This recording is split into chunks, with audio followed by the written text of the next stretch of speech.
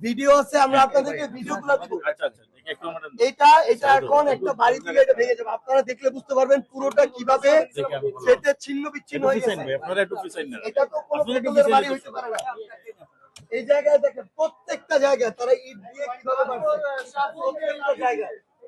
এবং পিছনে তারা ভেঙে এমন ভাবে ছিন্ন বিচ্ছিন্ন করছে, এরপরে আরেকটা ইট ফার্দার ওই পাশ দিয়ে আসলে যাকে লাগতো সেই মানুষটা মারা যাইতো। তো এখন মানুষ মারার এই ঠিকাদারি তারেক রহমান নিছে কিনা এটা তারেক রহমান বলা উচিত।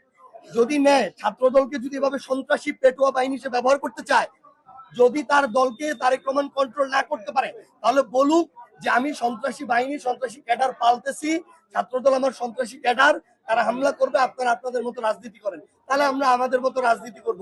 কিন্তু এইভাবে উপরে উপরে ভালোর ভান ধরে ভিতরে ভিতরে এই ধরনের ছাত্রলীগ যে মানে যেভাবে বেপরোয়া ছিল, সন্ত্রাসী বাহিনী ছিল, একইভাবে ছাত্রদলকে তারেক রহমান পরিচালনা করতেছে।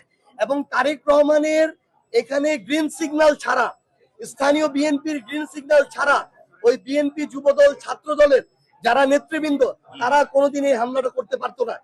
নেতা কর্মী সন্ত্রাসীরা আছে, কেউ হামলা করতে পারতো না। আমরা ওই প্রোগ্রাম শেষ করে 5 মাইল বাজারের ওখানে দুপুরে খাওয়ার জায়গা ছিল, ওইখানে গেছি, রড নিয়ে আসছে, চাপাতি নিয়ে আসছে, আমাদের কাছে ভিডিও পর্যন্ত আছে। বিএনপির ওই সন্ত্রাসীরা রড চাপাতি দিয়ে আমাদের গাড়িতে মারছে। আমাদের এই যে দেখেন, এরা এখন চোখ চায়।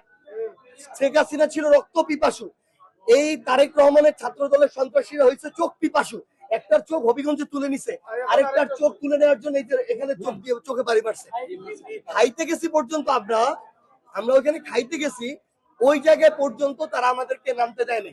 তাদের কথা হইলো যেখানে বাংলাদেশে আবার একটা শেখ হাসিনা স্বৈরাচারের পরে বিএনপির আরেকটা স্বৈরাচার কায়েম করবে, আর কোন দলকে দাঁড়াইতে দিবে না।